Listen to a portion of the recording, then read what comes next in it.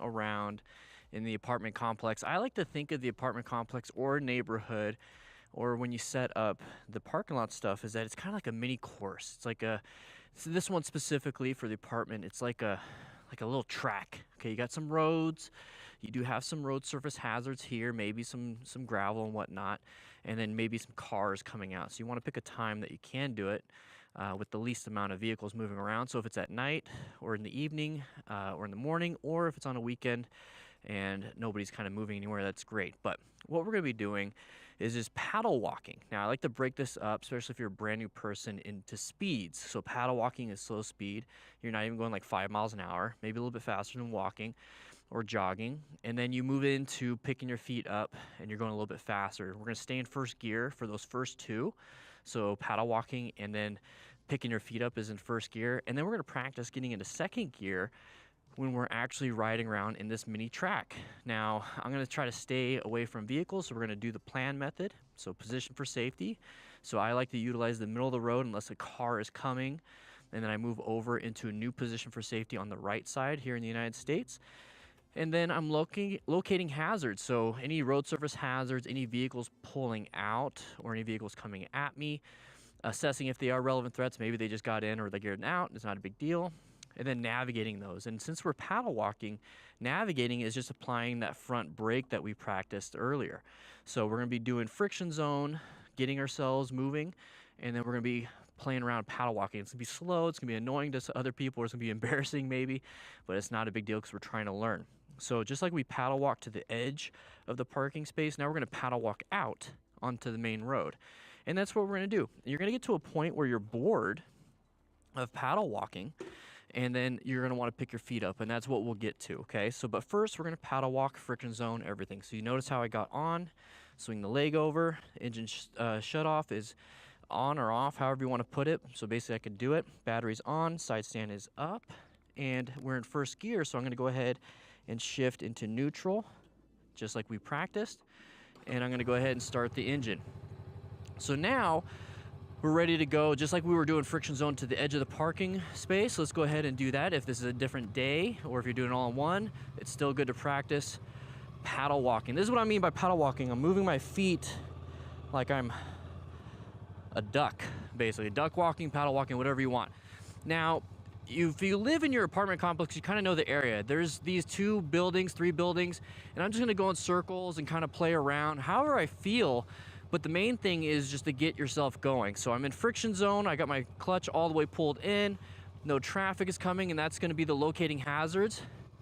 And I'm not even giving it throttle, I'm just letting the bike kind of do its thing, and I'm paddle walking, but now I'm outside on the road. This is a big step, okay? Nice little milestone, so congratulate yourself. We're almost riders, okay? So we're gonna do this. Now you notice how there's no vehicles at all? This is fine. Now if you want to, you're paddle walking here, let's go ahead and turn a little bit. Okay, and if you want to, I want you to do that. I want you to turn those handlebars. That's something that we haven't done yet. So turn those handlebars left, turn them right, paddle walk for balance. Still friction zone, no throttle. I'm just showing you, but keep both hands. We're just moving back and forth. Your legs might get a little sore. That's fine. That's fine. So we're gonna go back and forth. I'm doing a head check, make sure there's no traffic. I'm gonna stay in the middle of the road. I'm looking in my mirrors, no traffic behind me, so we're practicing mirrors. I'm just kind of doing this. Now you can kind of like do this where your feet are kind of dangling with no throttle, and technically we are riding. If you get to that point, maybe put up your feet. Want to try that? Let's try that. So we're getting to this point, friction zone feels good. Pick up our feet. Oh, we are riding now. Friction zone still. Now I'm gonna pull in the clutch. I'm gonna get my feet back down. I'm gonna go ahead and apply a little bit of brakes because we have this intersection right here, okay? Do I wanna go right? I'm looking in my mirror, nobody's behind me. Do I wanna go right or do I wanna go left? Let's go ahead and go straight, and we're gonna go left. So friction zone, letting go of the brake, paddle walking, and we're gonna do our very first turn because we ran out of road here. Now remember, this is just for the very beginning. We're gonna get to the point where we're riding around and having fun here. So I'm gonna go ahead and apply the clutch and apply the front brake and stop. Okay, no traffic, nothing, everything's fine. So now what I'm gonna do, because I have to turn left or right, this is something we haven't done yet. I'm gonna go ahead and turn the handlebars all the way to the left because I want you guys to see my right leg. I'm gonna turn all the way left. I'm gonna look left, but I'm gonna show you real quick. Put your right foot, if you're turning left. If you're turning right, left foot on the left peg. So right foot on the right peg, and I'm pushing on that peg. You see how the bike wants to go right when I do that? What you're doing is creating weight on the right side, so when we turn left with a little bit of friction zone, it doesn't want to fall down, okay? So if you don't do that, what can happen is that you start leaning this way and you start giving it a little bit of throttle, you're almost wanting to fall left. A lot of people have that problem. So what we're gonna do is practice this, and we're gonna turn the handlebars all the way and give it some friction zone, and it wants to stay upright, and we're just gonna use that left leg to balance. This is all we're doing. The left leg is just paddle walking. Okay, now we turned left. All I do is friction zone, no throttle, and we can get back to paddle walking. There's no traffic here. I'm gonna go ahead and put my feet up. We're gonna kind of go, I'm gonna put it all the way on the pegs, and we're just gonna friction zone it from left to right. Now, if you want to, no throttle, release the friction zone, the clutch, and it's gonna be kind of chuggy. We're going 5 miles an hour. It's kind of chuggy here and there, but it's wanting to do its thing. I'm not even giving anything to it. Now, you notice how the bike wants to balance. Oh, we gotta turn left though. So turn the handlebars a little bit. And this is gonna be natural, just like if you're riding a bicycle, it's the same concept. You just don't have to pedal. So I'm just kind of friction zoning it, no throttle whatsoever, feet are on the pegs, and all I'm doing is balancing with the handlebars. Now you notice how I'm gonna go left. Nobody in my mirror. I'm gonna go ahead and go to the right side. I don't wanna hit the curb, so I'm gonna go left. And then I'm gonna go to the right side. And I'm gonna go ahead right now, I'm gonna go pull on the clutch, apply a rear brake. I'm gonna test that out. Rear brake. So now we're practicing friction zone starting, stopping, turning our handlebars, and we just did rear brake, and we're practicing our stops too. So let's go ahead and get it back into friction zone. Just a little bit of friction zone, and we're gonna get going. I'm gonna paddle walk to start it until I let it all the way out, pick my feet up. Okay, I want you to practice that a few times. So let's go ahead and apply rear brake, clutch, left foot down, because my right foot is on that brake. Now both. Now we're gonna go ahead and friction zone it, no throttle, paddle walk. Once it gets some speed, and then we're good to go. You're gonna get to a point where you're like, you pull in the clutch, friction zone, and you start letting it out. Okay, we gotta turn left, look left. We're not gonna stop on this one, and just kind of turn those handlebars. Now, if you go wide, let's go, I'm gonna do a quick U-turn. I'm gonna give it some throttle here, and we're gonna get back to that spot. I want you guys to see what happens if you go a little wide, because that could be scary on that first turn. And right now I'm showing you where you could do U-turns. So like there's no parking spaces, I can use all this spot. Okay, so we're gonna get back to this part. And I'm gonna go ahead and friction zone, give it a little throttle for me so I can get it going. And I'm gonna make this turn. I'm like, okay, I'm doing it. It's like, oh no, I'm going a little too wide, I'm gonna hit the car. So you pull in the clutch, apply the brakes. And then from here, since you feel uncomfortable making that turn, go ahead and practice turning the handlebar where you want it to go. You see how it's nosed that way? And same thing, friction zone. Let the power of the bike move, and if you need to, go ahead and give it a little bit, and then straighten up the handlebars, pull in the clutch, and now you reset, okay? So let's go ahead and give it some friction zone. We're doing pretty good here. Some friction zone. And we're gonna get back to where we were. But I want you to make this left-handed turn. So like if it's a right-handed turn, left-handed turn, start practicing. Feet are up, just like on a bicycle. If you're going 5, 10 miles an hour on a bicycle, you're gonna look where you wanna go. I don't see any traffic. We're doing pretty good. I'm off to the right side, so I have plenty of room. And I'm gonna go ahead and turn slowly. And then when you get up to here, and you're getting kind of bored of just kind of like no throttle, and you're just doing friction, that's perfectly fine. Now let's add some throttle. Yeah, maybe. What is up, everybody? What is up? Interesting. You guys see that video? We got some stuff going on. Moto Gaga, it's Missy. Thank you guys. Everyone here. Elad. How's everybody? Horovac. Alex Perez. Harry also, how you doing? Parlay, Blader Christian, good to see you again. How you doing? We got the top fan thing going on still. It's so weird. It's weird. Like, I don't really pay. Like, I don't know what YouTube's trying to get me to do. Like, I get it. Like, maybe they're trying to make it to where it's like, hey, guys, to get some engagement, blah, blah, blah. I don't know. Can I? Honestly, I would. I think they just want to give you, like, something. Let's see. How to turn off top fans. But it does make it to where maybe there's more engagement. And, like, that's good. Live chat, toggle off leaderboard participation, Android. Profile page, select the file. Navigate to live chat. Okay, let's see. Live chat. No, I can't. I don't. 1 second. Can I? Edit. I mean, I think they want you to, like... No, it doesn't let me. Wait. Live chat replay, live chat summary, blah, blah, blah. Live reactions is fine. Okay, that's normal. I think they want, like, streamers to be like, hey, everybody, how about you say this and you get this top badge? And everyone's like, well, what do I get for it? And it's like, well, nothing. I think they just give you, it's another tool. It's another tool. YouTube, you're trying. I get it. Good job, YouTube. Yeah, if you're struggling to touch the ground on a cruise, you're probably generally height challenged. Yeah, I'm 5'6". Okay, I don't know if my girlfriend's listening. She probably is, but we did measure everything, and I guess I'm like 5'5.5". I round up. But a 30-inch inseam. So I mean, I got long legs, I guess, for my body.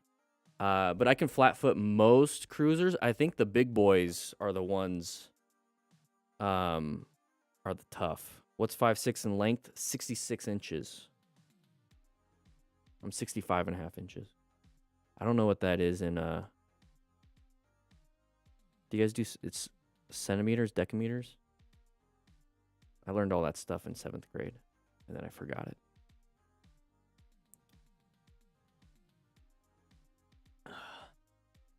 "28-inch inseam." Okay. You just got here, Hog Rider. Welcome, everybody. I'm sitting in the chair for this part. Then I'll move the chair and everything. You're early. Make sure you guys grab a slice of pizza. Here, how about this? Grab a slice of pizza. Meet me in the hallway. Go ahead and go out that door right there.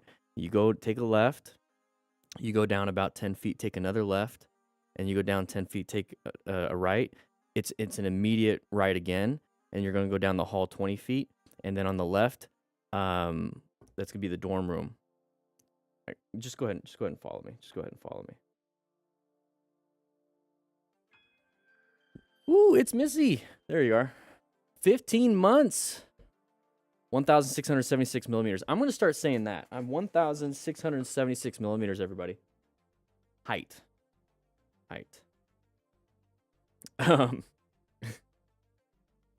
There you go. Maybe we can add, let's round that up to 1,680. You know, if I had hair, I could poof it up. And then now why would I have my hair like that? I don't know. But I'd be taller. How you doing, Dave? How you doing? I do a karate kick to get on my... I'm going right in an hour, so I only get part of the class. Okay, then we got to get going pretty soon. So let's go get through some of the stuff. So Hog Rider, how was your week? Let's take a look at what happened this week for me. Not too much, really. Oh, So last Monday, basically, I'm on the TikToks now. I didn't realize I've been making. Can you guys hear the music? 'Cause it's a little bit loud for me. I didn't realize TikTok allowed full length videos. I didn't know that. It's been a pain in the butt to be making like Instagram reels and whatnot. I mean, it's easy. I could do it. You can't hear any music? Okay, that's fine. I can hear it. Um, yeah, barely is it's supposed to be barely, but maybe it's louder for me because I'm monitoring it. I didn't realize they could do that. So I was like making Instagram reels and whatnot, trying to post them the vertical videos, under a minute and 30 seconds, blah, blah, blah. So I can post on Instagram. I can post on YouTube Shorts. I can post on TikTok. It's just beginning to pain in the butt. But I didn't know TikTok allowed full length videos, basically like what I do here on YouTube. So I just been reposting what I post here on YouTube on the TikToks. Don't know if they work well. It is what it is. But if you prefer the TikToks, go to TikTok. There's a link in the description. Let's go ahead and just post it here. I'm not switching over. I love my YouTubes, even though they put these top fan things on. It's kind of weird. Oh, I guess it's not in the description. Not yet. I put it in my new upload defaults so that anytime I post a new video, it will give you guys the TikToks.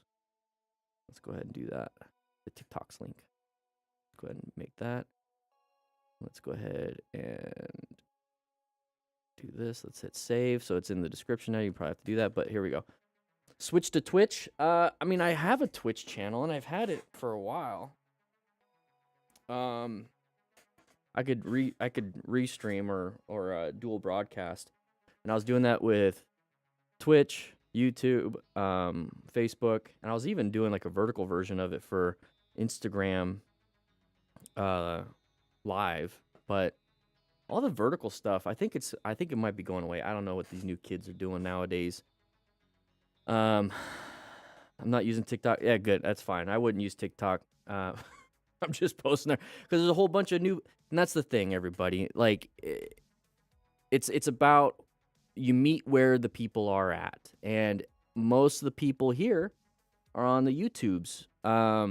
But we're getting I'm 38, so we're gonna get a new generation of people that don't know how to ride. But the new generation is using YouTube and TikTok for the most part, and so I'm trying to reach those people on the TikToks to become safer riders. So there's that. So yeah, Monday I was able to get back on it. I started posting it. Had some nice church stuff. Oh, that was the week before that. So yeah. So this week I'm moving. So Thursday I'm moving. So that's why I started a little bit earlier. I'm trying to get through because the hog rider also has to go because he's gonna go ride. I'm just constantly packing stuff up. So that's what I'm going to be doing today and tomorrow. And then Thursday, it's straight up moving everything. I got to the whole process, transferring everything, blah, blah, blah. That's a pain in the butt. Another thing is once that's done, August, that's when I start making the Smart Rider training manual again. I have like new stuff. I don't know if I could show it to you guys yet. But I have a new format. I'm working on the book itself at the same time. And it's just a lot of work. So thank you guys so much for the Smart Rider Crew founders. I know I'm really trying to get stuff going for you guys because it's going to come out to you guys first, and then the book will happen after that. Working pretty hard on that. Worked on it yesterday for about 3-4 hours, ideating the film projection plans and project plans, and it's just a lot of work. Like I said, the goal is going to be, and I sent an email, the goal is going to be by the end of the year to have it completely done because I want to get ready for people in the spring of 2026. I came up with a new idea. Hear me out. I want to get some feedback. You guys got your notes out? I know you guys are all eating pizza. Yeah, you guys are all eating your pizza. That's fine. Let's go put the slice down. Go ahead and shove it in your mouth real quick, Horvath. That's fine. We'll wait. Okay, good. So, Colin, you're here. You're good. We just started. We're getting some feedback, so get your notes out real quick. So, the design, gosh, I don't have it on the other computer. Damn it. I'm I'm coming up with a new cone layout. So the cone layout that we currently have has been updated. This is the second version of the cone layout. I'm still going to keep this one because I think it's amazing for parking lots. It allows so much. It's amazing for parking lots, but it's incredibly hard. You have to find a dead end of the street or like something like that, or like a bigger area in like a neighborhood to do it. And so what I'm doing, so I'm going to show you the current layout. I wish I didn't upload a photo of the new one. Let me go ahead and get this to you guys. So the current layout, actually, let's do this. Let's go ahead. Let's go over here. Because I just posted how to set up the smart router drills on the YouTubes for everyone to see so they can start practicing, which, by the way, there's a 20% off discount All right, for. everybody. Yeah, hi, everybody. There's a 20% discount on the smart router drills right now. Let's do AR. How about that? Oh, my head's in the way. Is there a way to... Is it off to the right? Oh, it's better if it's the big one. That's what she said. Okay, so here's the current layout. I wish I wasn't in the way. All right, there we go. Here's the current layout. Maybe I could do this. There we go. So here's the current layout. So we have, let's go ahead and mark the cones. We got this cone, we got this cone, we got this cone, this cone, this cone, this cone. Bear with me. Bear with me. Okay, so we got those cones, right? 10 cones. Now, if you notice, it's 10 feet by 10 feet. That's 20 feet. It's kind of hard to, it's easy to get the cones in a street, okay? Like in your neighborhood street. It's easy to get the cones, but you do need this extra room on the sides to be able to make some of the turns and everything.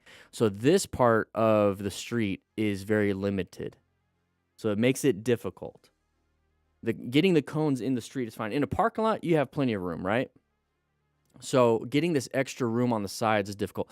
Lengthwise, you can make like a 40-foot, or not 40-foot, you can make like a 200-foot course, and it's easy because it's lengthwise down a street, right? So let me go ahead and get this eraser out. There we go, we get that. So what I'm going to be doing, and what I've designed, around 3 meter space between them, yeah. So what I designed differently for a new set, and this is going to be part of the Smart Rider training manual, because part of the Smart Rider training manual is I want you to be able to practice in your neighborhood or the apartment complex, because how are you going to get to the parking lot with your motorcycle if you don't know how to ride? Does that make sense? Unless you have somebody ride the motorcycle for you or you trailer it, it's a hassle to get to a parking lot, right? Exactly. So Hog Rider, it's hard to even do that. So what I was thinking of not last night, but definitely it clicked a lot more last night. Remember when we were kids, Hog Rider? Probably too, right? Remember when we were kids, we would set up like stuff in the street, and would play soccer, or if you're lucky enough, you had like a hockey net and you could play hockey. Or you're just riding your bike in the street. When a car comes, what did you guys yell? What did you guys yell out to all the other kids? Car. And you got out of the street, the car went. You didn't pick up like a cone, or you didn't pick up like your toy that you used as the goal. The car just was nice. They understood that they're just not going to try to run over your stuff. They're kind of finagle around whatever it is you're doing. But you would yell out car, and then you get it back in after the car's done, right? You set up a ramp for your BMX bike and whatnot. So my idea, back in the 1900s. Yeah, I remember that. How you doing, Mr. Spoogelspore? So what I'm doing now with the new design is we're going to do this.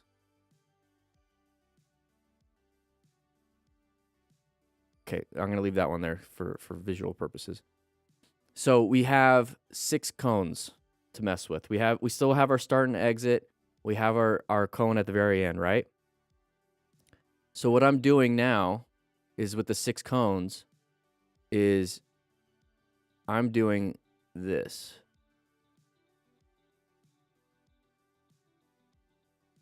Now it's not, the dimensions are going to be different. It's not going to be like these numbers right here are not going to be the same. but now it's going to be lengthwise, right? Put it in the middle of the street, whatever it is, that we have room now. You have room now on the sides to do your stuff, like more room. I'm trying to erase. Let me erase. There we go. And so now I'm creating new designs. This is not to scale, but I'm doing new designs where, yeah, you're doing this and it's like,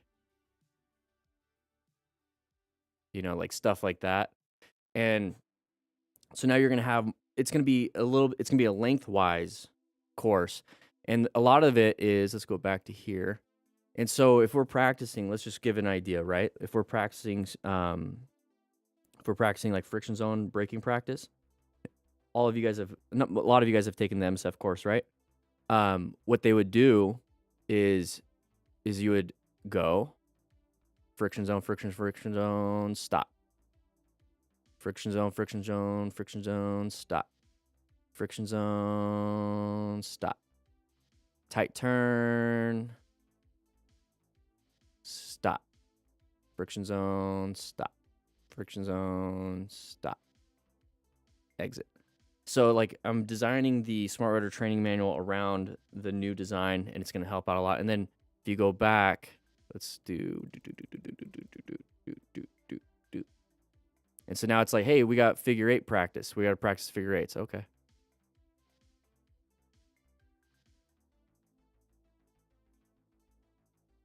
Oh, one sec. Let's do this. It's better than this is better figure 8. All right, figure 8 practice. Okay, cool. Now we got U-turn practice. Well, we're going to go ahead and get up to here. It's like, okay, get ready. U-turn. Right? Stuff like that. My girlfriend says I drew a very shitty figure 8. Okay, that's fine. I'm using a mouse. I'm not using a... Oh my gosh. I'm so angry. So that's what I'm working on when it comes to the Smart Rider training manual, because then there's also what I want to teach you guys is emergency braking. So you come up to here, you pass these cones, you try to stop before this cone.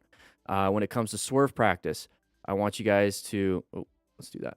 When it comes to swerve practice, I want you to maybe even start off on this side and then swerve after that first cone and then stop. And then same thing on this side, swerve and then stop. So stuff like that.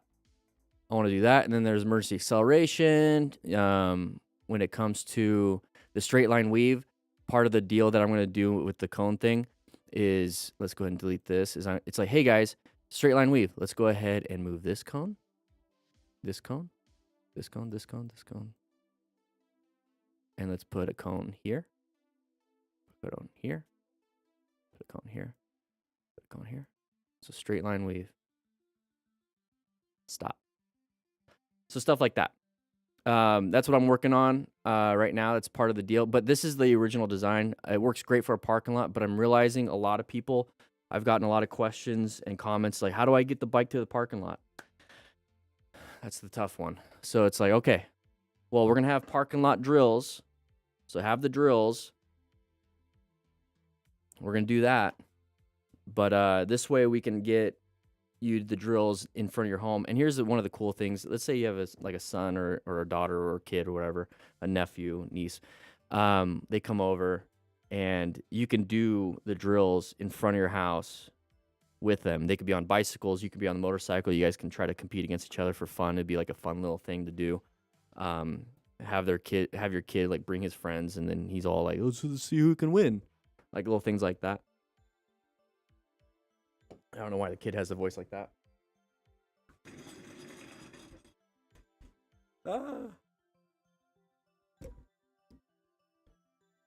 So we're going to get going.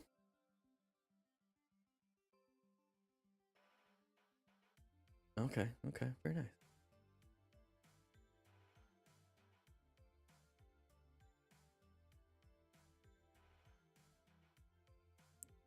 My husband would ride my bike to the parking lot to practice, and I'd follow my car until it was confident. Yeah, that's what like a lot of people have to do. But imagine if you're just by yourself and like, or you don't have any friends that know how to ride.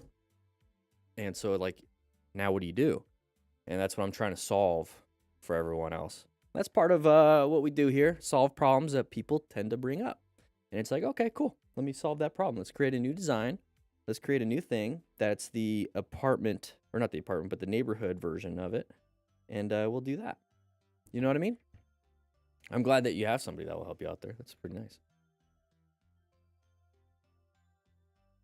Yeah, no real space for the drill. So like in a neighborhood in front of your house would be perfect, Colin. Like in front of your house, that'd be perfect. All right, guys, we got 2 videos today. We got, which one is this one? It's 5. This one's a new one. We'll start off with the old one. We'll do that. We'll start off with the old one today. 6 days ago, old. All right, this is the video. We're not going to click record yet. This is what we're going to be watching. Boom. Okay, nice little impact. Oh, somebody crashed in a corner. Oh, that's not fun. Corner crash right there. Hey. Whoa, I want to see that one. That's a corner crash. So that person stopped in a parking lot and then somebody hit him. Is it at the beginning?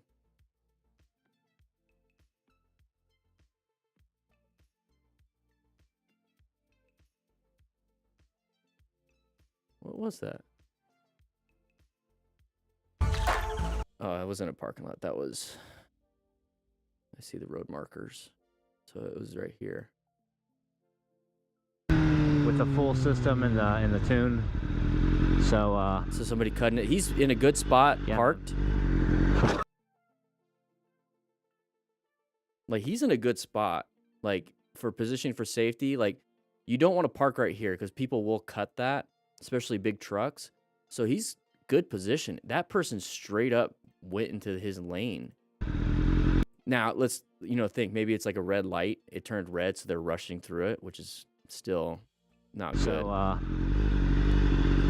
yeah, man. Oh my god! What? Straight up hit him hard too. Let's see who the driver is. Dude. That's gotta hurt too. Bike is done. Probably the front forks and everything up front is done. We'll go over this during the stream or the recording. Bro. Yeah. Good job remaining calm. Keep an eye out on traffic. Yeah, I'm good, thanks. That bike is probably totaled. 'Cause it probably bent like all of this. And then the wheel, and then yeah, the whole front end's probably got to get repaired. I'd be surprised if this wasn't like messed up. I don't know if this is how close it should be. It is a sport bike, but still. Okay. Yeah. It's nice that everybody's stopping to help, though. Why don't you move your car over here? I'm sure you're second that, man, but still keep your wits about yourself. There's traffic coming in, and not everyone's going to pay attention. Yep. All right, that's nice. All right, so we're going to go over that. All right, guys, we do have, like I said, we have the sale going on. You guys want to grab it, so before I'll do the sale pitch. So Smart Rider drills, the new Smart Rider drills. You got all these different drills. Boom, boom, boom, boom. QR codes on the bottom for the video. My time. See if you can beat my time. And then it does come with the digital download. So just so you guys know. Just so you guys know. Also, I'm going to try something different when it comes to the intro stuff. I'm not going to be like, hey guys, get this. We're just going to jump right into it. I'm going to try a different editing way of doing things. So you'll see possibly a new kind of video coming out this weekend. I'm going to try something different. I'm going to see how it goes. I'm going to see how it goes. So we're not going to jump into that. In fact, we're not even going to promote. Not right now. Not right now. Okay. All right, here we go. So 3, 2, 1. What is up, everybody? We're going to be jumping into this Moto Stars video. We have some crashes and close calls. We're going to be utilizing the plan method, trying to figure out what happened, how it happened, and we're gonna learn from it. So here we go. In today's Making a nice episode, little we've got some turn. crazy situations that these Okay, riders crazy have to do. situations. It's always good to learn from other riders' mistakes, and I hope Okay. this episode serves a valuable lesson. Oh, I hope so too, Ride MotoStars. safe. We're gonna check it out, ride safe. Oh, what were we doing though? What were we? Yeah, you did you do a head check before switching lanes? Correct. No, you did not. Let's go back a little bit. So he is kind of doing this. He's having his little fun inside of his lane. You know, he's just like boop, boop, boop, boop. Probably listening to music, whatever. This episode serves a valuable So right here, it's an intersection. Let's just stay in our lane. Not a big deal. So, check this out and ride safe. See how he's just kind of bouncing around right there? Didn't do a head check. Probably didn't check his mirrors. Then he does the whoa. So if you're getting surprised when you switch lanes or you're doing something, it's because you didn't look. So part of planning is to locate hazard situations. Well, if you're switching lanes, you're moving from a position of safety to a new position. So locate. Take a look.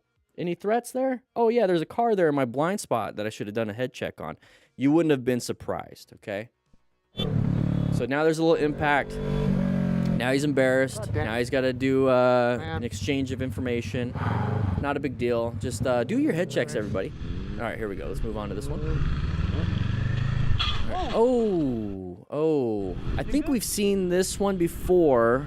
One of our homie followed too close and didn't see the stop. Didn't see stopped at red light ahead. Okay. Yeah, that's definitely the case. So we're riding in a group ride. Make sure you guys grab yourself a Cardo Pack Talk Edge. Talk to your buddies.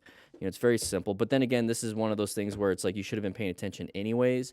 There's a link for 10% off in the description. But we're coming up to here. We're making a nice little right-handed turn. It is a red light. You can see it up ahead. That person in the back is riding in the group mentality, not necessarily, hey, I should probably pay attention and be responsible for myself. And later down. So what happened there? Slammed the front brake, panicked. So saw all of a sudden the buddy in front of us stopped. Maybe looked up, saw it was a red light, but mainly it was, hey, there's a buddy in front of me that stopped. I slammed the front brake in the middle of a turn, dumped the bike. So he's turning right.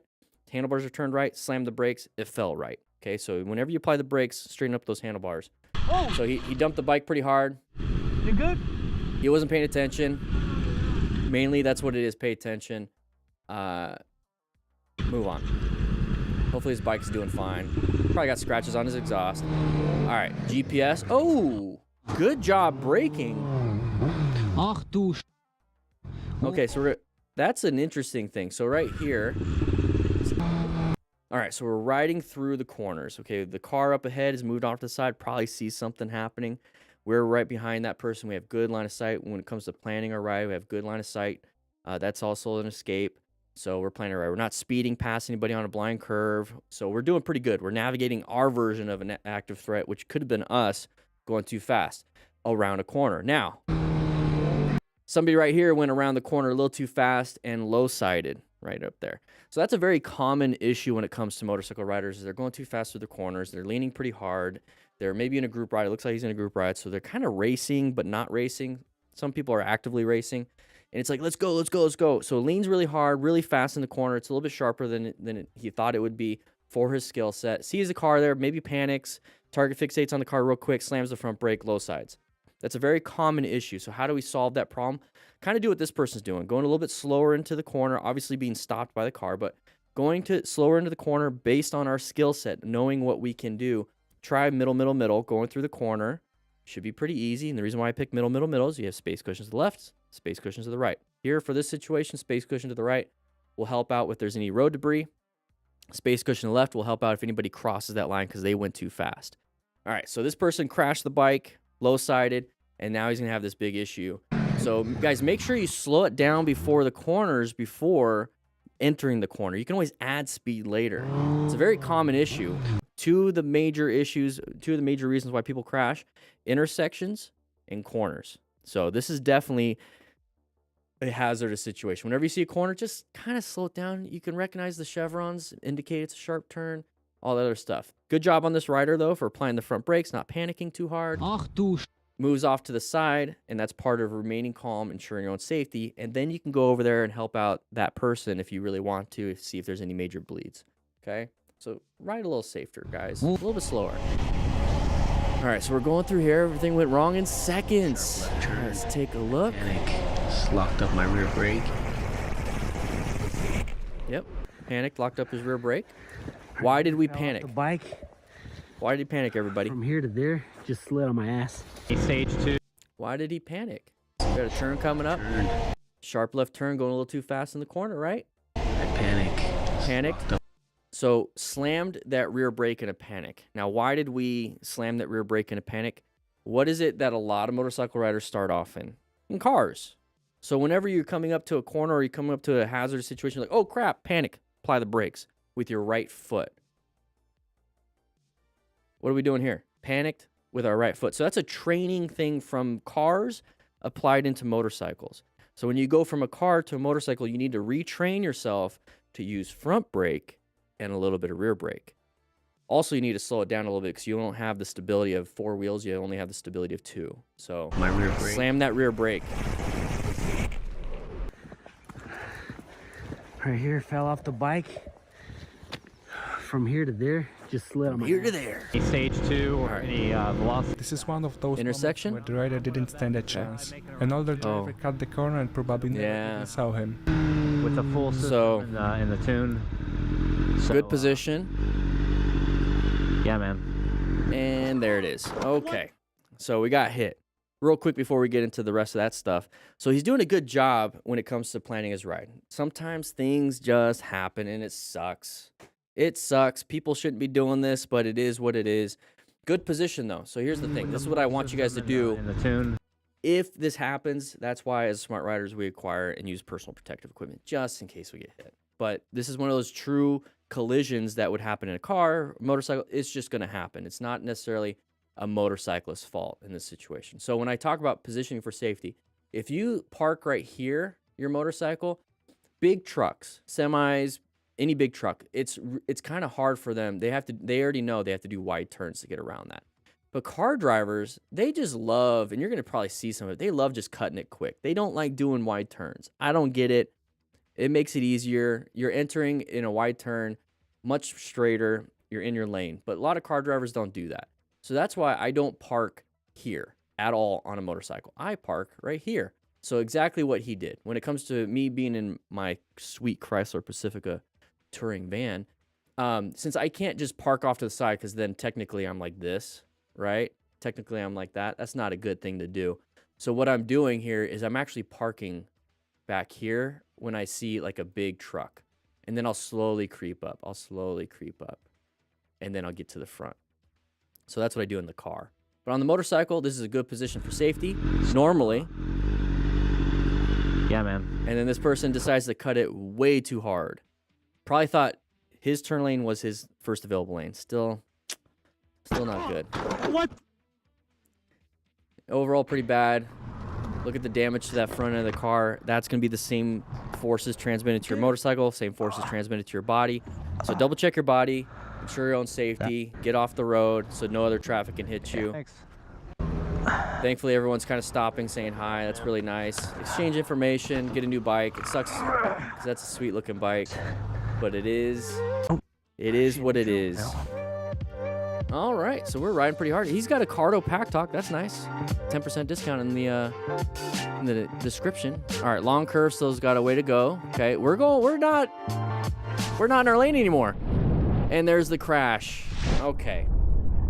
At some point, you have to realize that you should not be going as fast as you are if you're going to be going wide. Now, real quick, though, let's take a look at this.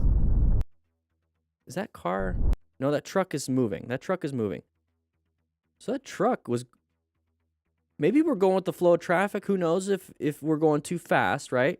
Maybe we're behind that truck and we're going with the flow of traffic. But here's the thing at the end of the day, okay? At the end of the day. If you're going too fast for your skill set, somebody going around this corner at 40 miles an hour might be the max that they can do because their skill set in turning is not good.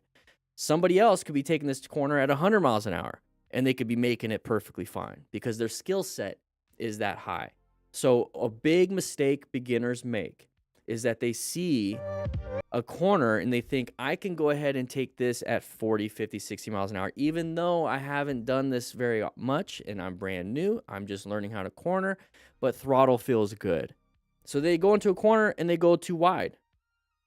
Okay, so what we can do here in this situation is slow it down before the corner. And it's like, oh, it's still going.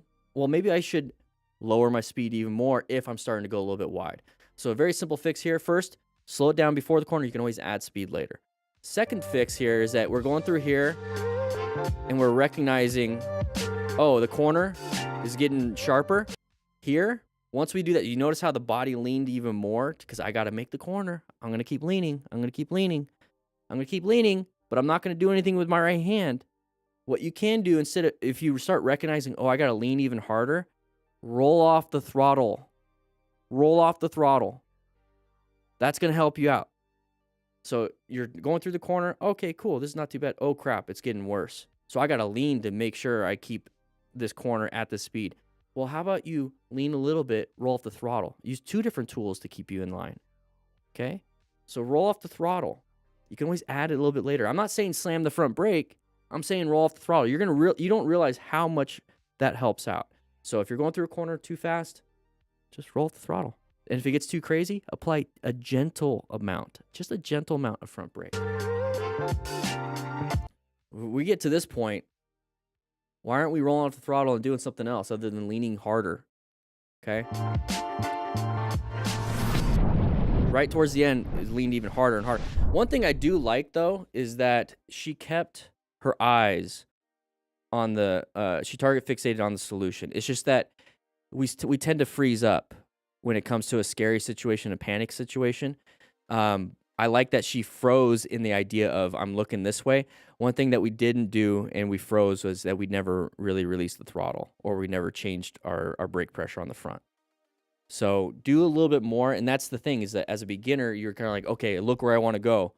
It's not working. It's not working. I lean more. It's not working. It's not working. Okay, well, there's other things that you can do.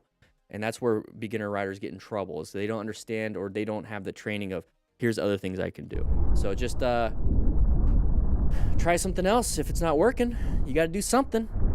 So a good thing with full gear though. So hopefully it's going to mitigate any injuries that she might have.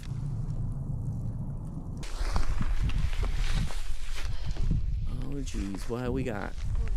You know, hopefully she's doing fine. All right, going through a corner. Here we go. Blocks both lanes. Okay. So we're passing this. Okay, very good. Side of the vehicle. A big problem for motorcyclists. That's the side of the vehicle pattern. Now, what does that indicate? Intersection. Okay, it's an intersection. 1 second, pause. I have to take this.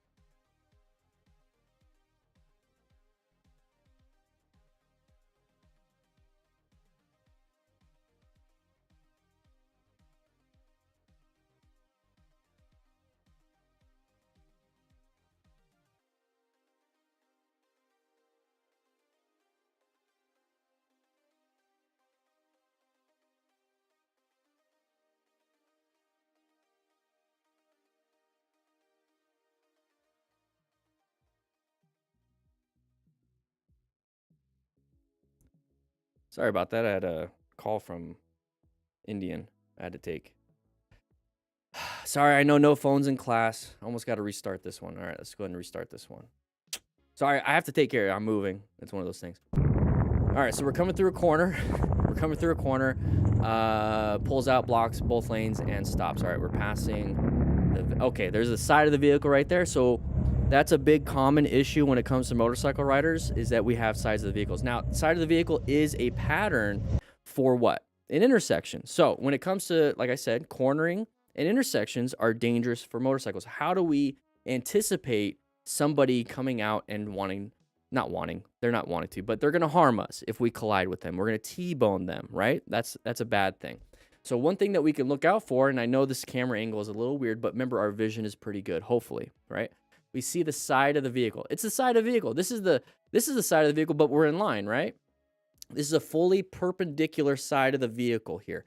That's going to give you that perception, which will allow you to start making reactions, right? So we located this. We're going to assess, is it a relevant threat? Not yet, because they're pulling out. So how do we navigate this active threat now that we saw this ahead of time? First off, we're speeding past this bus. Once we see this, we can go ahead and roll off the throttle and kind of anticipate, what are they going to be doing?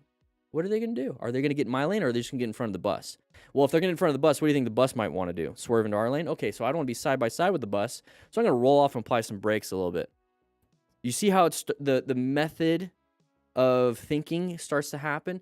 And a lot of people don't do this because they just see an open lane for them, and they're just looking at the open lane. They're not scanning and locating hazardous situations or relevant threats.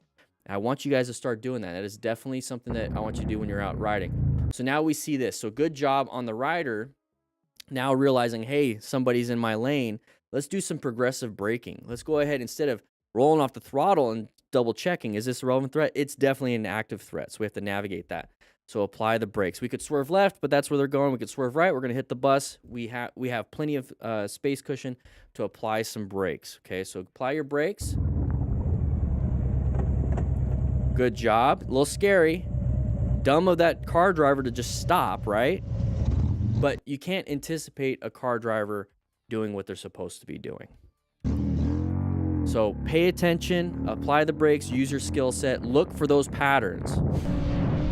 Okay, low-sided. Yeah. And then the bike's doing a bunch of rolls and high-siding. Bike, please. Interesting. So what do we do here? Too fast in the corner, lost traction on the inside. Now it's turning into a low side. We fell off the bike. The bike starts to grab traction right there on the tires. The bike grabbed traction on the tires, and it flips over. So this is what it looks like on a high side, but from our point of view, on the ground already. Good job wearing full leathers. So this is a low side. There you go. This is a low side. The bike's low. It's low down, right? Let's pretend you're still on it. Okay, then you slide on a low side. But on a high side, the tires regain traction and it flips. Now, what happens if you're still on the bike and it flips? You go and flip also. So there's the flip. You go way up and over and you get launched. You get slingshotted. That's why high sides are more dangerous than low sides. So how do we prevent a lot of these things? Just don't go too fast in the corners. Watch out for road surface hazards, and don't slam the brakes if you panic. No, I need my bikey. In All right, this here we case, go. The rider managed to stay out of serious trouble, and thanks to his quick and clear-headed reaction. Quick Just and another clear-headed example of a reaction. driver failing Good to space notice the cushion. There's the side of the vehicle right there. Oh, good job with the brakes. So once again, we see a side of the vehicle. What indicates, what does the side of the vehicle indicate again, everybody? It indicates an intersection. It indicates an intersection. So if this vehicle starts to come out, remember, we're planning our ride. We have good space cushion behind this person. We have good line of sight. We have escape routes. Locating hazard situation. Oh, it's an intersection. Relevant threats anywhere? Oh, that one might be. Is it an active threat if it keeps moving? Yes, it is. So what tools do we have? We have emergency braking, we have emergency swerving, or we have emergency acceleration to get ourselves out of a situation. We might have to gun it to get out, right? When in doubt, throttle out. That's usually for off-roading, but you have 3 tools right there. Now, how are you going to be able to utilize those 3 tools? You need space. You need open road to be able to do that. That's why it's always good to maintain a space cushion so you have space to do these emergency maneuvers. You have to pay attention. And that's why I'm telling you the patterns to locate and assess so you can see this ahead of time so you have time to respond. So this person locates, rolls off the throttle, applies the front brake. Thankfully, we weren't speeding, right? We're only going 21. We weren't speeding. Now imagine if you were speeding, how difficult this would have been. So we applied the brakes. Let the idiot go. Good job. Once again, intersections are dangerous. This is what's going to happen when you're out riding.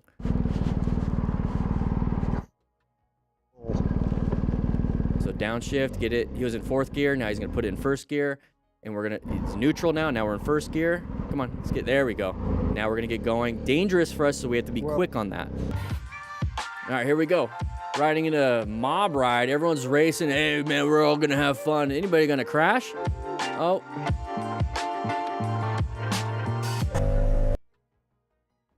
That's a big problem when it comes to mob rides, is everyone's acting like dum-dums. Everyone's trying to race from point A to point B. I get it. I loved doing that on my BMX bike with my friends in the neighborhood.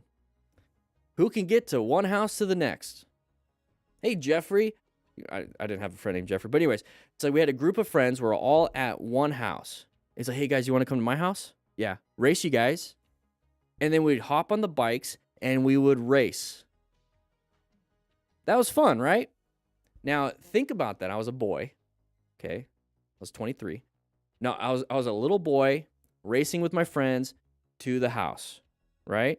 Boy mentality, right? Not really paying attention, jumping over curbs, jumping and like taking shortcuts through like grass and doing all these things, like just kind of acting like an idiot. You know, maybe even crashing here and there because I was taking a lot of risks, right? You know, but whoever won, and it was fun. It was just bragging rights. You know, first person to get there gets to get, you know, controller number 1 on the N64. You know, stuff like that, right? Boy mentality. Boy mentality. We're on adult vehicles now. We're on adult roads. We have to pay attention because it's not, oh, I crashed in the grass because I messed up my jump.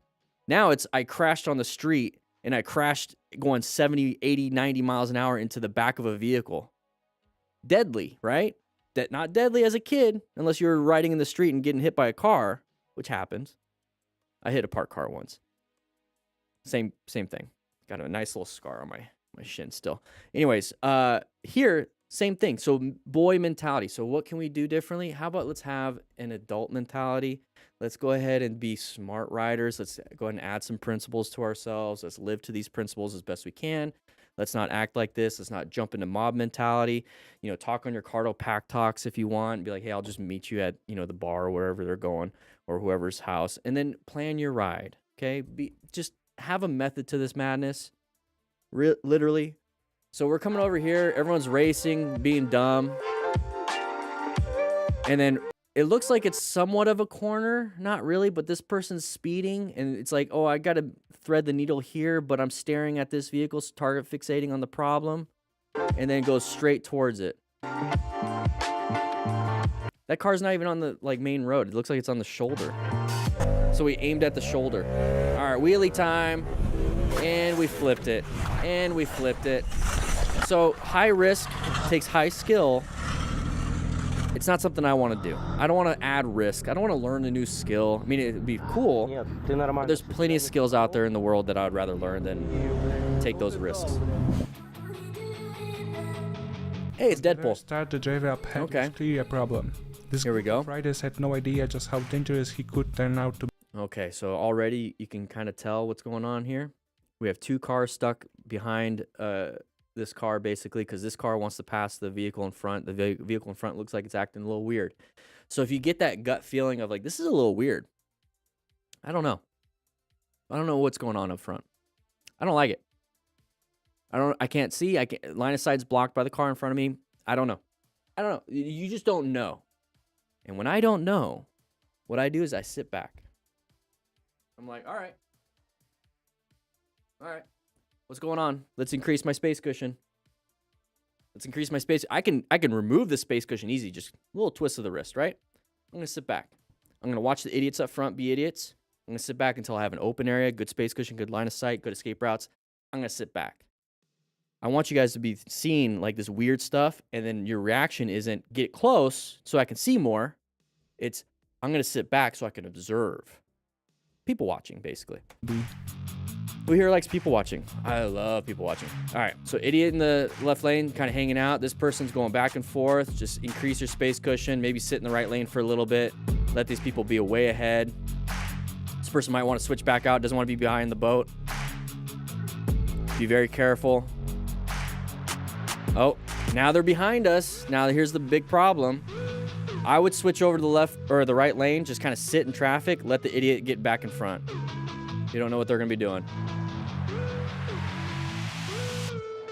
Oh. Not paying attention. You see the car driver last second? It's like they're barely switching lanes, but accelerating on the gas at the same time. And then looked up. What do you think they're probably doing? On their phones, right? on their phones, changing the station, maybe changing the AC, maybe yelling at his girlfriend because she's telling him he sucks at driving, you know, whatever it is. But it wasn't paying attention. Sucks. How are you going to notice that? It's hard because you have to do 360 situation awareness. This is why I let the idiots be in front. Basically takes out 2 motorcycles, 1 rider. What was that last? What was the text? Had an Insta360 X3 camera on the back of her bike. Okay, so we're gonna get a second. We're gonna get a second camera angle. Nope, never mind. It was happy. He threw my glove on the ground. He was not happy. Oh. Cops telling you pull over. Cops telling you pull over. Just pull over. Not a big deal. I'm not a fan of that. I'm not a fan of cops doing that kind of stuff. They get away with it, but it is what it is. It looks like we just got off. It looks like we just got off the highway, so maybe we were speeding. We're going super fast, being reckless and whatnot. And the cops like, here, I'm gonna show my authority by doing this. Whatever it is, let the cop be a dick. Fight it in court if you really want to. Just be respectful. You can de-escalate. All right, here we go. Now we're riding like a dum-dum. Ooh, what was that all about, huh? Riding like a dum-dum there. Speeding up, going fast. We're both turning left. Car's gonna be a dum-dum too. Not a big deal. Move on. What are you doing? Come here. You don't have to slow down. Don't have to do this. Oh, prick. That's what they're gonna do most of the time. They don't want to talk to you. They just want to use their horn. What are you beeping for?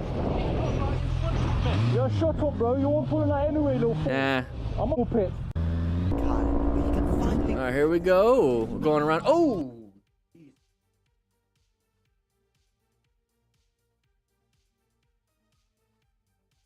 All right, intersections, guys. Intersections.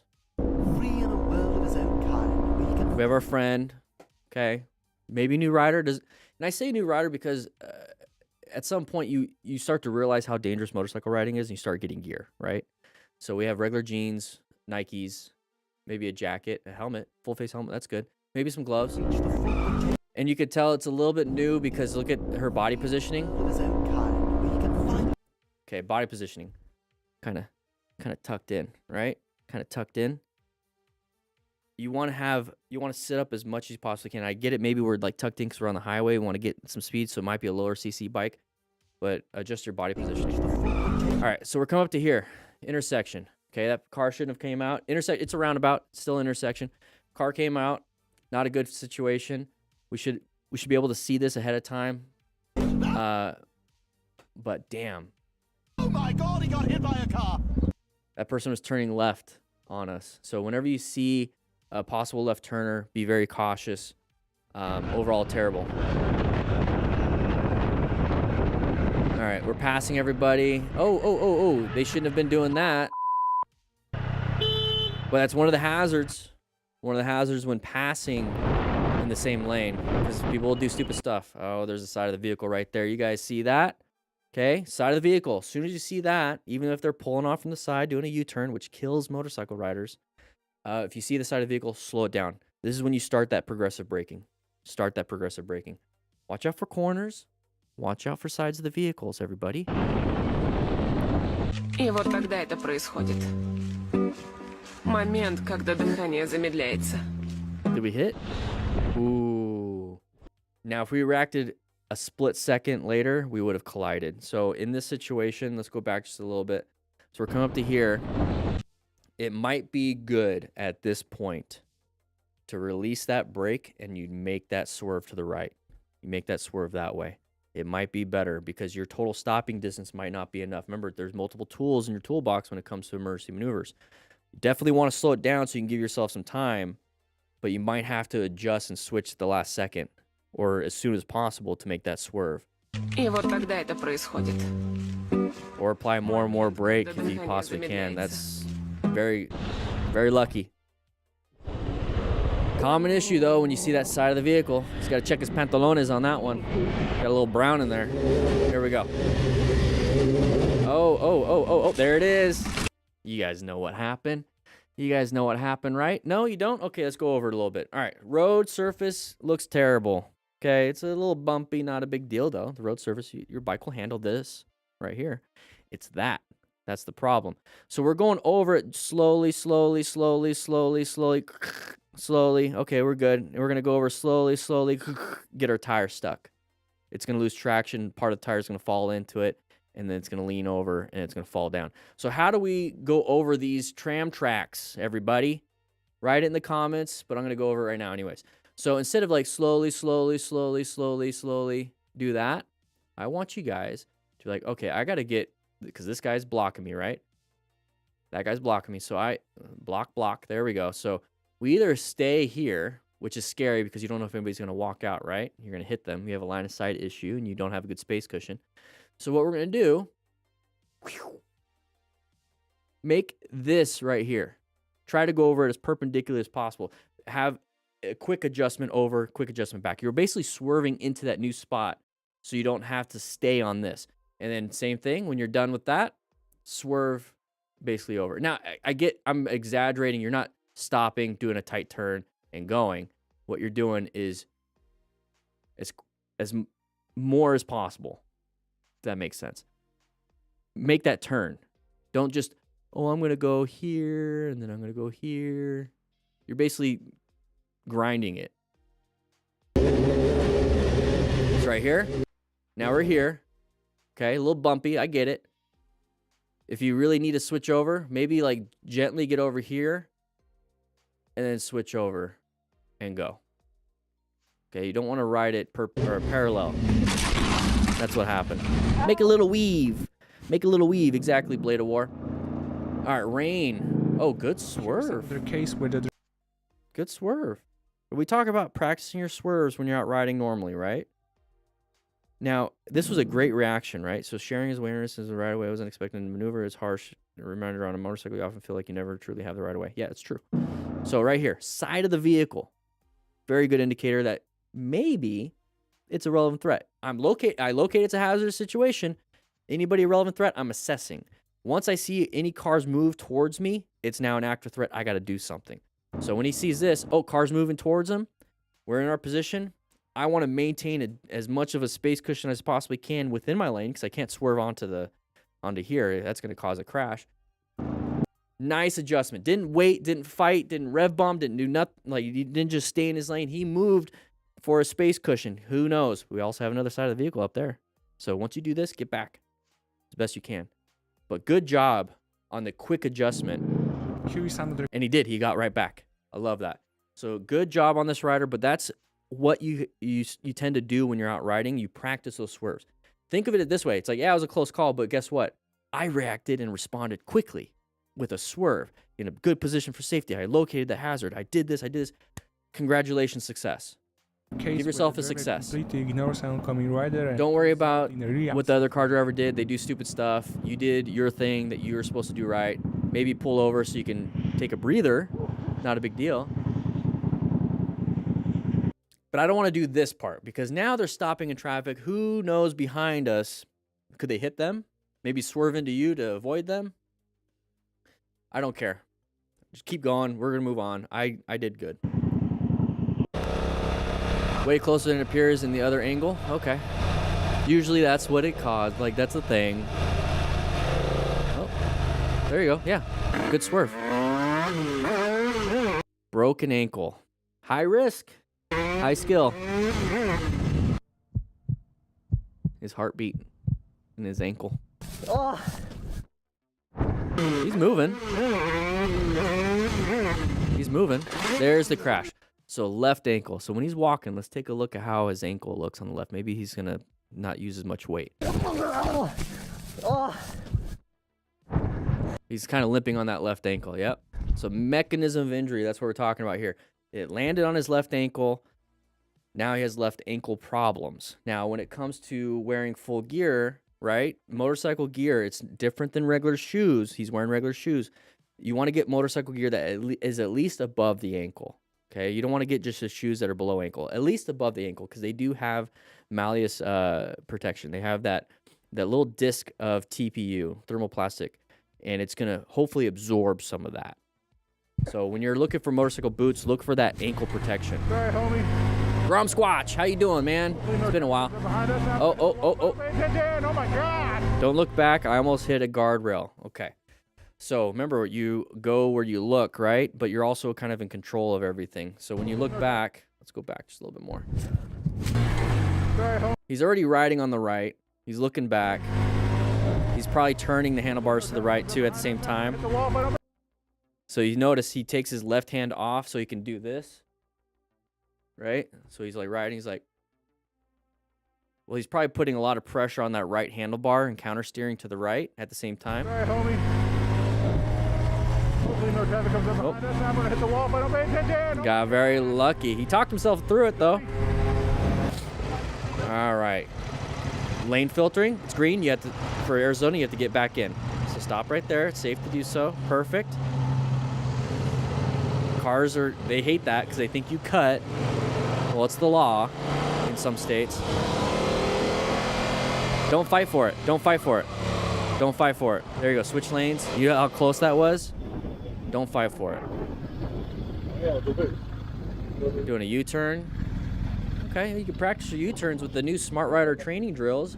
Link in the description for 20% off if you want to grab one of those. Something happened? His buddy crashed? Practice your U-turn. There you go. There you go. There you go. Slow speed. Very good. You practice all your little turns in slow speed with the drills. Buddy crashed. Probably couldn't handle the U-turn. Perfectly fine. Check on him. That bike is protected. It's got all the engine guards and everything. Side of the vehicle. Okay, they came in our lane. They're not going to be able to speed up to the flow of traffic quick enough. So as soon as I see somebody do that, as soon as I see someone come into my lane like this and I do have a space cushion, it's not going to be a T-bone type thing. Thankfully, when I saw, let's go back just a little bit. Thankfully, when I saw this, I'm already kind of cautious, right? They pull out and they start pulling out in front of me. What do? I roll off the throttle. Just like I would if I was closer or not. I'm going to roll off the throttle because I understand the moment they get in my lane, now they have to accelerate. Okay, if I'm going 40, they get into the lane, they're maybe going 15 to 20. Well, they're doing 20, I'm doing 40. I'm going to catch up to them quick. So I'm going to go ahead and slow it down while they pick up speed, and then we're going to go ahead and do what we need to do with the flow of traffic. I do that in the car. I do that on the motorcycle. You could pass also if you really want to, but that's the thing is I want you guys to understand that. Another side of the vehicle. All right, so intersections. Watch out for anybody wanting to pull out. They're supposed to yield. They didn't yield. So he did an emergency swerve and he didn't apply the brakes. He accelerated out of it. Okay, so guys, with that said, hope you guys ride safe, be safe, grab a slice of pizza, get yourself some of the Smart Rider drills, and I will be talking to you guys on the next live stream. All right, we got one more. So I'm sending in my Indian FTR. It's been sitting for a little bit, so I'm sending it into Indian Motorcycle Tucson.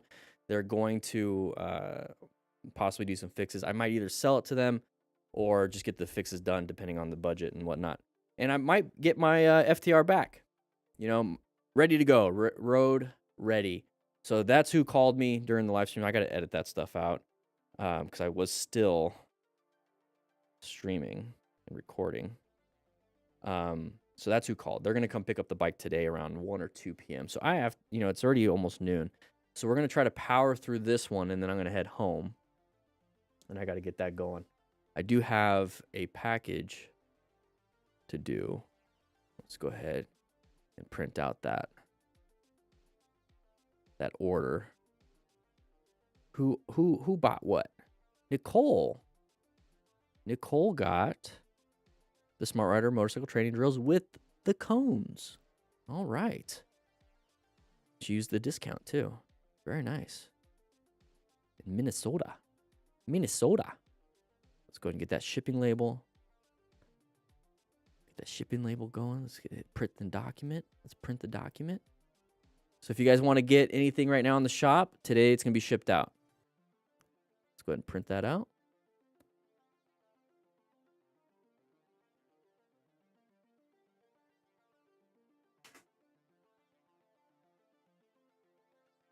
Boom, boom. Got it right here. I do like me some Slipknot when I'm working out. All right. All right, we got this. We got this video to do. This is today's video. He just posted it 6 hours ago.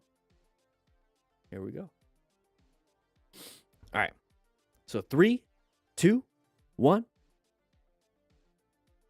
All right, everybody, we got a MotoStars video. This is brand new. So we're going to see what kind of crashes and close calls are happening here. We're going to utilize the plan method to keep ourselves safe. We're going to try to figure out what happened, how it happened, and utilize this to show you how to ride safely. Okay, so first and foremost, he's not wearing any gear. Okay, as smart riders, this is what we follow, is that we're going to acquire and use personal protective equipment just in case something happens. We're going to protect our body. Bikes can be replaced, but if you lose an arm, you can't really, well, maybe someday. But here we go. That shows just how important proper gear really is. In this Yeah, case, it looks like he has a passenger. without- Looks like he has a passenger. You see the red shirt in the mirror? He's without probably any talking. major issues. Oh. Oh, no, it's just his shirt. All right. Oh, he's probably got road rash on that right arm. Get his feet from underneath. All right, let's take a look. So he's like, where am I going? Per gear really is. In this case, things could have ended without any major issues. Okay, so he's following his GPS. Maybe it's a new area. Maybe he's trying to learn the area. He just moved here, maybe, whatever. I like having my GPS here, but I'm not messing with it. I'm also paying attention to it. I'm getting a little bit slower. Once I see it says, hey, right turn in 0.3 miles. Like, okay, I'm making sure I'm in that right turn lane, and I'm slowing it down, getting ready, and paying attention and focusing. So one of the big problems with motovlogging is that people are focused on actually talking to the camera and talking to their audience and not necessarily paying attention to the ride. So whenever you used to see some of my older videos, and when I start making some new ones, some new motovlogs, what you'll realize is there's some cuts, or I'm actually riding in an area that I know for a fact, like it's the back of my hand, and I know what I'm doing, I know where I'm going, I know all that stuff, so that when I do talk to the camera and talk to you guys, it's mainly me focusing on that, but I already know what's going on. So if you try to motovlog in a new area, just focus on the new area. Don't worry about that, or make some cuts to areas that are safe. All right, so we come up to here. We're supposed to do a right-handed turn. It's a little bit hard to see on the GPS, but it looks like it's supposed to be a right-handed turn. We're supposed to go down that road. Was going straight, not paying attention until the last second. Panicked a little bit, slammed that rear brake. That's where the rear tire is starting to slide. We're fishtailing. And you can tell because typically when your handlebars are straight like this, the bike is in line. Well, the bike isn't in line anymore. It is kind of turned, which means here's your front tire and here's your rear tire. Okay, that's not good. That's not good. So he slammed that rear tire or rear brake really hard, locked up that rear tire, and now we're fishtailing. Okay, so what you can do is release your rear brake, and then once you're straight now, right, handlebars and tires are straight, here's the tire, here's the handlebars and the little levers, whatnot. Now that you're straight, well, now you can apply that front brake and the rear brake when everything's straight. You have plenty of space. Let's not panic, okay? Or just make the turn. Dump the bike, road rash, probably all over the arm, legs caught. Not a good situation. Not fun. Handlebars are bent. Brake lever's probably broken off. Right peg is probably crushed. It doesn't look too bad. They said they don't think the tank has a hole in it. It should just be a dent, so we can get that fixed. Okay. And then yeah, just some minor scrapes. Yeah, good. Hey, I love his music. Oh, geez, we went up and over. Okay, so how did this happen? You see how far we slid? Was the Ferrari worth looking at? No, it's not. Let's take a look. So that's what we were looking at. Okay. Okay, so we're looking at the Ferrari. Well, the road is turning, and we're going straight. There's the road. It's turning. We went into the next lane. Now we have to put our hand real quick on this handlebar, and we have to start turning our best to go to the right. Okay? We barely reacted, and now we're here. We're going 95. We're going 95, everybody. What do you think? Speed had a factor in this, pushing us out to the outside, and now we barely have any time to react because we're going so fast. If we're just going, what, 65, 75? Does the speed limit show up there? No, it doesn't show. If we were going the speed limit, we wouldn't have had this issue. Probably saw that Ferrari sped up, and now we got ourselves in this situation. Was it worth it, everybody? No, it wasn't. It was not worth it. Now we hit the ground. Now, how far do you think we slid at 95 miles an hour?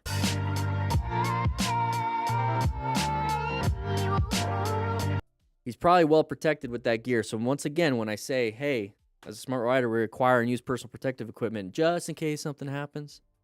Well, if you're the problem and you're the case that happens, at least protect yourself.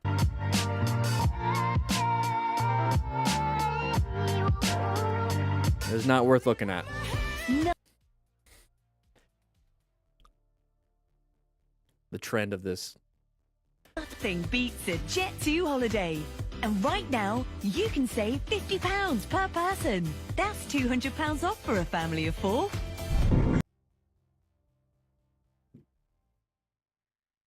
Oh. Okay. So, wow. No. So he hits that person, wasn't paying attention. It causes him to lose balance. He falls to the right. Straight up falls down. Watch your hand. Yoink. Compression of the cervical spine. And right now, you can... Definitely a head injury. He's going to have a headache, which is still a traumatic brain injury because it's a precursor to a concussion. Level 1 is definitely the headache part. Save 50.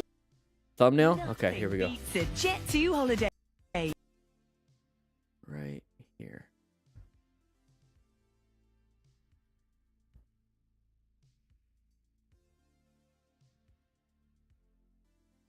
There you go. And right now, not good. You can save £50. Not good. Person. That's £200 off for a family of 4. Oh, please wear gear. Please wear gear. Please wear gear. Please wear gear. Guys, please wear gear. This is not... So he's... It's copyrighted music, too. Wearing a Cardo, though. Cardo Pack Talk Edge. Link in the description for 10% off. Probably listen to this music. Going in and out of traffic. Somebody switches over.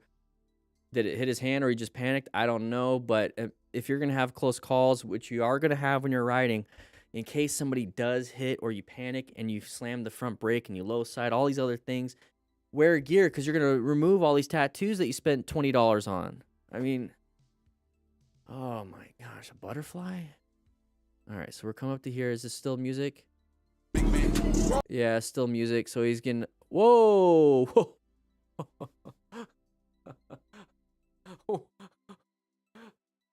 Where do we live? What is going on, dude? What the heck? That escalated quickly. Why is he doing that, dude? And he's wearing the stupid Super Mario shirt. I mean, like, oh, he's got one too. I wouldn't have done that.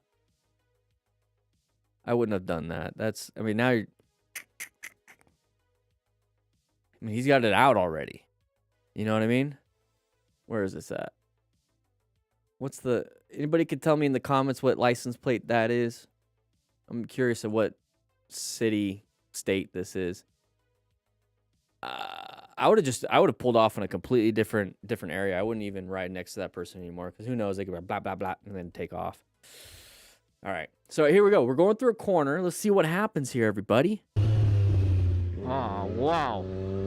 For this biker, the next turn. Real quick, I want you guys to see that.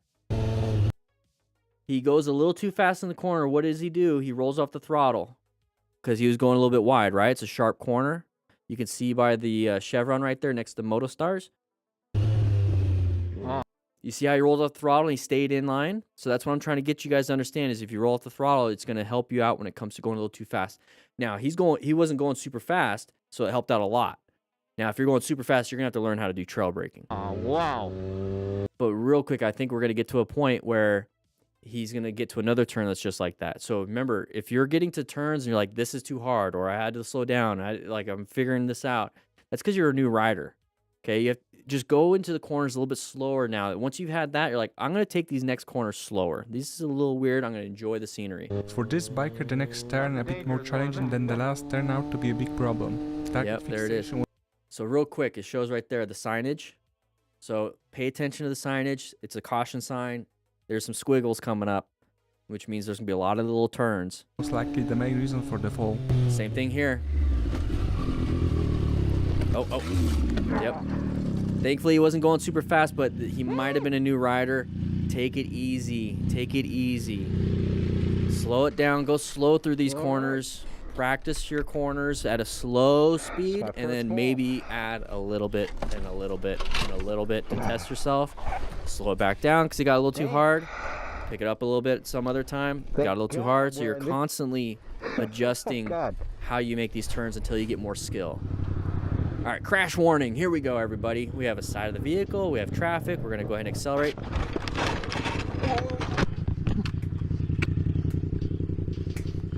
Yeah. You need anything yet? Thanks, bud. Driver claimed full responsibility. The bike was made anew. The cages absolutely demolished the front wheel and punctured a radiator on his car. Okay, so he's got an issue too. So, all right, so we're coming out here, right? I'm not going until this person is straight in line, because once they're straight in line, that means they're stuck there unless they're going to swerve hard, right? But if his tires, and we can go back just a little bit. Let's go back just a little bit. His tires will indicate where he's going. So I know some of us will be like, oh, we see his tires are turning this way. That's where he's going. Well, his whole body isn't. Okay, I'm not gunning it. There's no rush for me. I'm going to slow roll it because I'm still not stuck behind all these people. I'm slow rolling it, not a big deal. I don't need to accelerate hard to get out of things. I don't need to do any of that stuff. I'm still going to make it faster than everyone else. We get up to here. Since we accelerated hard, we aren't ready for emergency braking. Now the tire's turned, right? Kind of too late. Overall, terrible situation. Probably not much the motorcyclist could do. And it's one of the risks when it comes to lane splitting and then passing people on like that. And so that's why we wear full gear, just in case something stupid happens. Yeah. But if you notice, like, we would never have this problem if we were in a car, right? So this is a very motorcycle-specific issue. Yeah. You need anything yet? Thanks, bud. It's more annoying, isn't it? Yeah, everyone's safe. Everyone's good. Nobody's hurt. Oh, don't say that. Don't say that. Don't say that. Don't say that. Don't say. Even if you know it's your fault, just don't say it. Just let the insurance handle it. Let the insurance handle it. You don't have to say anything. I shouldn't have cut. Oh, you're right. You're not hit the less you say, the better. I'm good. Yeah. I just. Do not admit fault, even if, because it might not have been. You don't know. You're a part of the incident. Let the investigation happen. Let people figure things out, and then who knows? Like, you could have been saying like, "Oh, I think it's my fault," when in reality it wasn't. But the simple fact that you say it's your fault, people are gonna say, "Oh, it was. He said it was his fault," and then now you have more problems. Now it's gonna be harder for things. Just let them do the investigation. This side, stand up. Ooh. Just want to go all the way. There you go. Good job you had these on, otherwise you would have been screwed, man. Yeah. Always been. Yeah, don't even say sorry. Just be like, "Are you okay? I'm glad you're okay," type of a thing. That up, so I can't get my clutch. I'll move it over there. All right, here we go. Sun in the eyes. Going around a corner. Okay, pretty good. Nice and smooth. Going around. Oh, geez. A little bit too fast. Now we're on the gravel. Lost traction once we hit gravel. These are road tires. They're not... Safe to say, I will not be upgrading to a 600cc or 1000cc anytime soon. Still learn self-control. Yeah, good. And he wasn't going fast. He was doing pretty good. We're going 40. Going around the corner. Not a big deal. Handled it really well. He stayed in his lane. You notice the signage, though? It's a sharp right or sharp left turn. Sharp left turn. There's the chevron up ahead, sharp left turn. So right here, once we saw the sign, we see the sharp left turn, we actually see the road surface, and we see how the road turns. This is when we roll off the throttle. Maybe even apply a little bit of brakes before the turn so we can take this turn a lot slower. We can always add speed. Okay, this is one of the big problems with new riders is that I'm going to take this turn this speed. I'm going to take this next turn the same speed. This next turn the same speed. This next turn the same speed. The turns are different. Speed should change too. Okay, so change your speed for the turn. And that's where we get in trouble as beginner riders because it's like there's so much going on. Okay, it's It's your responsibility. I wouldn't say fault, but it's your responsibility to understand this when you're starting to ride. And so slow it down, speed it up. Slow it down, speed it up. Turn sharper, slow it down. Turns not as sharp, you can speed it up a little bit more. You have to make adjustments consistently. And this is why it's so difficult for new riders, because after a 20-minute ride, one of your first times through the twisties, your brain is exhausted. Your body is exhausted because you're having to do all these new things. Once you get better and better and better, your brain will get less exhausted. Your body will get less exhausted. That's why I don't want new riders to be going on long, hour-long, 2-hour-long, 3-hour-long big group rides, or going through the canyons because they finally get to ride and now they want to go into the canyons because everyone's doing that on YouTube and all this other fun stuff. I get it. Slowly progress your skill set to the point where these hour-long rides or whatever are easy. This might not be easy for a new rider because you're having to constantly, oh man, I have to constantly think the whole time. That's part of the Fitzpositor model of learning. First, it's cognitive. Then you get some like actual practice, and then it becomes autonomic, where your body's just doing it. Sharp turn, could have handled it, not a big deal, but wasn't speeding, so it was just a drop. Yes, damage, embarrassing, whatnot. Hopefully not too much damage, but it was a little bit of a drop. Could have been worse. Could have been speeding and then whoop, crashed into the barbed wire right there. All right. Drunk driver. Okay, well, how do we know that? Maybe. Definitely looks like it. All over the place. A little anxious, wants to get around this person. Once you see that, do what this person's doing. Roll off the throttle. Let the idiot be in front. Give yourself as much of a space cushion as you possibly can. Just kind of slow it down. Let the idiot crash into things. Because if you're so close to them and they crash, you have such a small space cushion to make an adjustment in an emergency maneuver. If you have a big one, you have plenty of more time to be able to do an emergency swerve, emergency brake, or emergency acceleration out of there.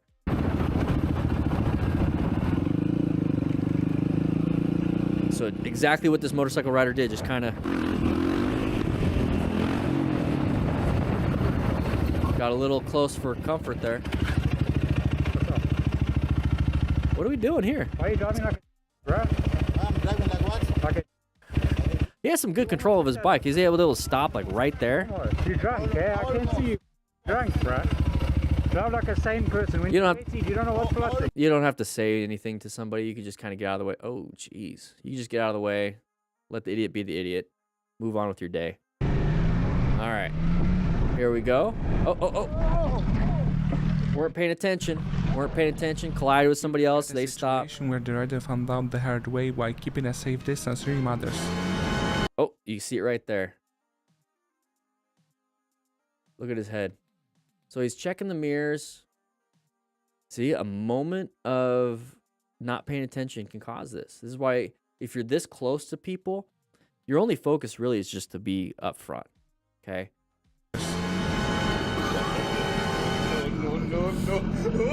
That's why you always pay attention to brake lights too. He's lifting it up correctly though. All right, doing some wheelies. Nice crack, bro. All right, so we're doing some wheelies. Buddy landed it kind of weird. He started falling in. He landed it though. Got some crack. We got too close. We hit. Ooh, this part right here, very sharp. That lip, very sharp. And it's metal. Oh, it's like a sword. Hopefully he's doing fine. No lacerations on that. Dobrý, pojď. Oh, there it is. Got a little laceration. Probably put his hand down to protect himself. Píči motorka, vole. Yeah, that's me. Thumbnail. All right, so let's see what happens here. You're probably wondering how I got into this position. Let's run it back and I'll show you. Okay, good. We're going to do an after action. So he's doing a little burnout. Losing traction. Falls down. camera's doing good. He's got crash guards, but still, you know, some damage. Camera's still on the ground. Good job, he grabbed it. He's gonna move over. There's the crack in the lens. Good. Look at that backpack. Hold on. I don't even know if y'all can hear. Look at that. Look at that. Oh, hopefully it didn't rip any skin off. All right, so what happened here? Now, obviously, a lot of you guys aren't going to be doing burnouts. Just think about this. Why is the tire spinning but not going? Well, I mean, of course, he's applying the brakes to, you know, in the front so that we can't go. But it's spinning and not going, so we have no traction. That's the whole point of a burnout, right? Barely any traction. We're just kind of spitting rubber up. What happens in a turn when you slam the brakes? What happens when you're coming up to an intersection, you panic, and you slam the rear brake? Your tire does the same thing. It stops, though. Well, kind of the same thing. It stops and slides. So you notice how he's going side to side with no traction? That's what your rear tire does when you slam that rear brake. That's also what happens when you slam that front brake. The front tire just slips out from underneath it. So traction, lack of traction, more traction on the front tire, lack of traction on the rear causes the burnout. Perfect, right? When it comes to us, though, because we're trying to do it safely, lack of traction causes tires to not stay in line and start spinning. So this is kind of a good view, a good visual of what happens when you slam that rear tire. See how we're sliding, fishtailing a little bit? So don't slam the rear tire or rear brake or the front brake. Simple as that. And if we're crashing, make sure you wear full gear. Okay. He's got gear for his bike, but not his arms. You could rip that tattoo up, buddy. At least he's got eye protection. Oh, yeah. All right, here we go, going through the In this mountains. case, it looks like either too much throttle in the corner. Little or curves, the having surface some caused fun, going serious trouble. fast, leaning the bike pretty hard. Uh-oh. Oh. Yeah, that's not good. So we're coming through the corner. Surface caused some serious trouble. Yeah, definitely that rear tire. Something happened to that rear tire. You notice on the front hand, no hands on the brakes, right? No hands on the brakes. So probably grabbed some gravel or rear tire just slipped. Okay. Rear tire slipped, started causing the wobbles because the tire is sliding, but then it's trying to grab traction because that's what tires do. Tires are trying to grab traction. They're designed for that. But the bike is going to be doing all this crazy stuff. In a car, if you lose a little bit of traction, not a big deal. You have 4 tires and some balance. Motorcycle, you have no balance. You have 1 tire then. So we hit the ground. Arms are going to initially go out because that's the point of our body and our natural instinct. Protect our core. Put arms out. So we're sliding though. Okay, so this type of gear is not going to protect you because it's just basically like dirt bike gear. It's just like a nice, cool covering. It's not going to have any armor in it. And not a ton of abrasion resistance because it's designed for like crashing on dirt.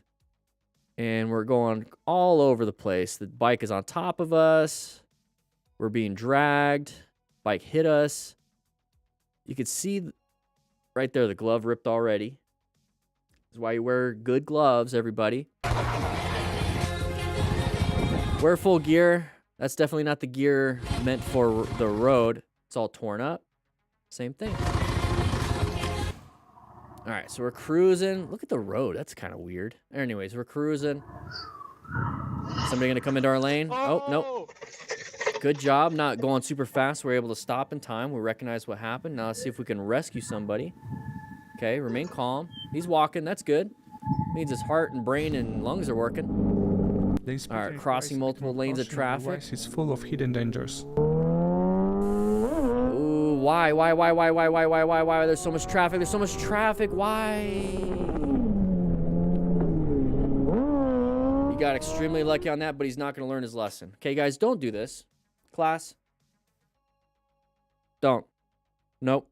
Don't do this. Not smart. Not at all. Extremely lucky and just didn't learn his lesson. He's just going to continue.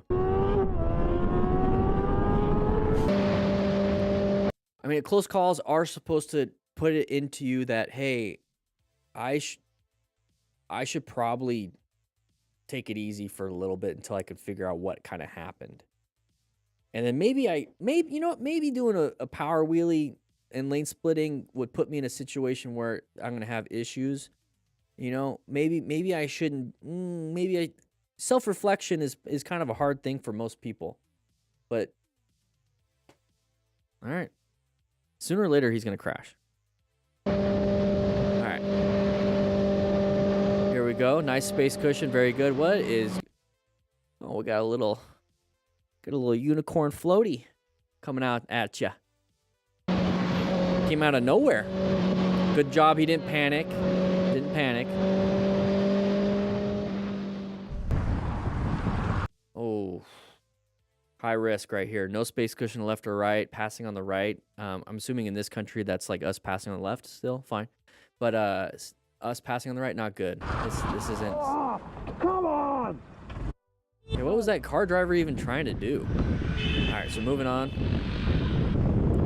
Side of the vehicle, good indicator that somebody's in their lane, possibly. Just slow it down before getting to them. Another side of the vehicle, slow it down, let them in. Okay, you have to do it anyways, so slow it down. Don't worry about the horn. Left turner, right turner, intersection, kind of the same thing. Good job, moving out of it. Another side of the vehicle. These are all sides of the vehicle. It's interesting how, if you can recognize the side of the vehicle, you can realize that there's possibly a close call or a crash imminent. It's in Malta, Roadrunner Malta. Maybe when you see that, kind of adjust your speed, adjust your positioning, you know, plan your ride a little bit. But if you can see that pattern, that's going to help you out. All right, a little husky. This whole situation could have ended with a just heated argument, but everything changed when the driver decided to kick the bike over. Are you crossing? Oh, so we're getting in an argument? Do you want me to help you? Do you want me to help you? I'll help you real quick. Okay, let's help him real quick. I'm sorry? Busted up. I'm sorry, what was that? It was a accident. You want to do something, man? See, like, if somebody in the truck was like, "You want to get busted up to me?" and I'm like, "One second, I got good music going on right here. What was that? You want to get busted up?" I'm like,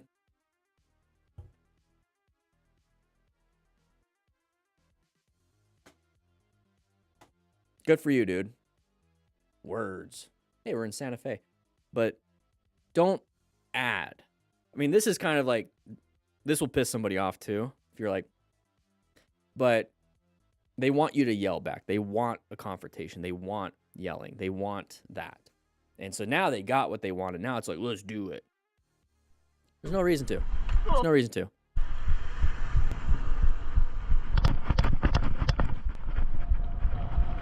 Very good. Yeah, he's just doing a nice thing. He doesn't have to. Not a big deal. I wouldn't put him back in the road. I'd put him on the sidewalk. But it is what it is. This whole situation there you go. ended with a just heated argument, but everything changed when the driver decided to kick the bike over. Oh, see, now I would do something. It's like, what a dick. Big man with a long sleeve shirt underneath a short sleeve. Very, very cool. Back in the 90s, that was not even cool, but he's still doing it. Pushing the bike over.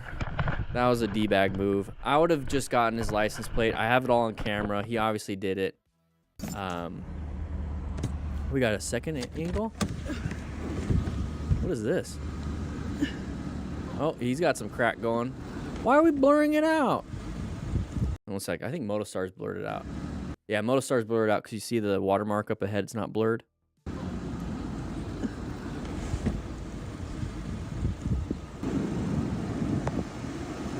All right. Yeah, guys, let's just not add to the chaos there, but make sure you guys grab a slice of pizza. Grab the drill booklet. It is available right now, 20% off if you really want to get it. Bunch of different drills. It's going to help you out with your tight turns. It's going to help you out with your slow speed maneuvers. You're going to get way better with your bike if you can do all 24 of those drills. Check it out. Eat from beginner to expert drills.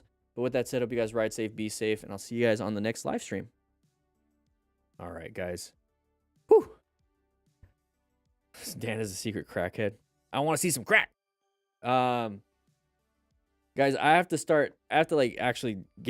get home because they're going to possibly pick up my motorcycle and we're going to hopefully get it fixed and working and possibly, yeah, I want to start riding on the FTR again. We'll see how it goes. I got the Honda Rebel, but the Indian FTR 1200S, missed that thing.